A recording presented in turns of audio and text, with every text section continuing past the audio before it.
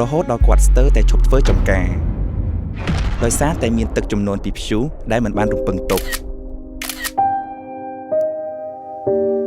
កូនប្រុសរបស់គាត់ក៏ជាមនុស្សម្នាក់ក្នុងចំណោមមនុស្សជាច្រើនដែលសម្រេចចិត្តផ្លាស់ទៅធ្វើការនៅទីក្រុងដើម្បីស្វែងរកឱកាសថ្មីៗក្នុងជីវិតទាំងអស់នេះជាចំការរបស់មីងមុតមែនទេត្រូវហើយមួយដើមនេះគឺស្អាតខ្លាំងណាស់អញ្ចឹងខ្ញុំសុំថតរូបបន្តិចណាបានអញ្ចឹងមីងសុំទៅចិត្តបន្តិចណាអ្នកមីងមុតញញឹមបន្តិចណាអ្នកមីងមុតជាមនុស្សម្នាក់ទៀតដែលខ្ញុំស្គាល់គាត់ជាម្ចាស់ចំការទុរេនអ៊ីនស៊ីចាប់តាំងពីប្តីរបស់គាត់បានលាចាកលោកពីជំងឺមហារីកអ្នកមីងមុតតែងតែតស៊ូនឹងជីវិតតែម្នាក់ឯងរហូតមក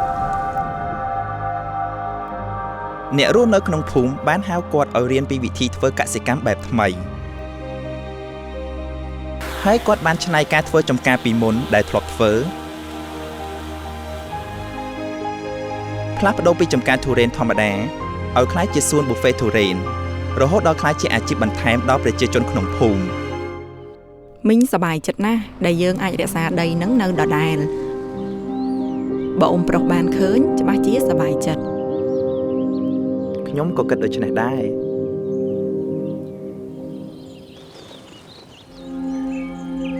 ដល់ត្រង់នេះខ្ញុំសួរខ្លួនឯងថាប្រសិនបើគ្មានកសិករតើនឹងមានអ្វីកើតឡើងខ្ញុំគិតថាមានផលប៉ះពាល់ច្រើនណាស់នរណាជាអ្នកធ្វើស្រែនរណាដាំបន្លែឲ្យយើងបរិភោគនរណាជាប្រភពវត្ថុធាតុដើមឲ្យឧស្សាហកម្មផ្សេងនរណាជាអ្នកនាំចេញអាហារឲ្យមនុស្សជុំវិញពិភពលោកបានទទួលទានគ្រប់គ្រាន់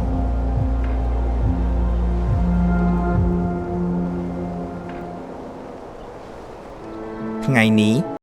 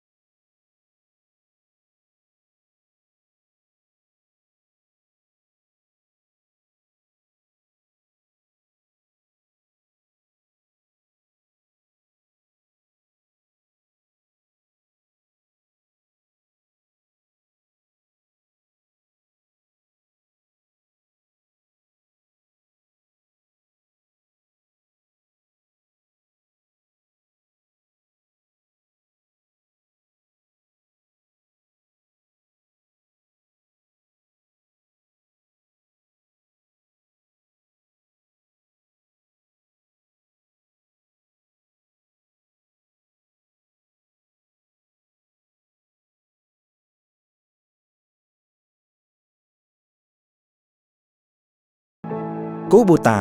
បច្ចេកវិទ្យាកសិកម្មថ្មីដើម្បីអនាគត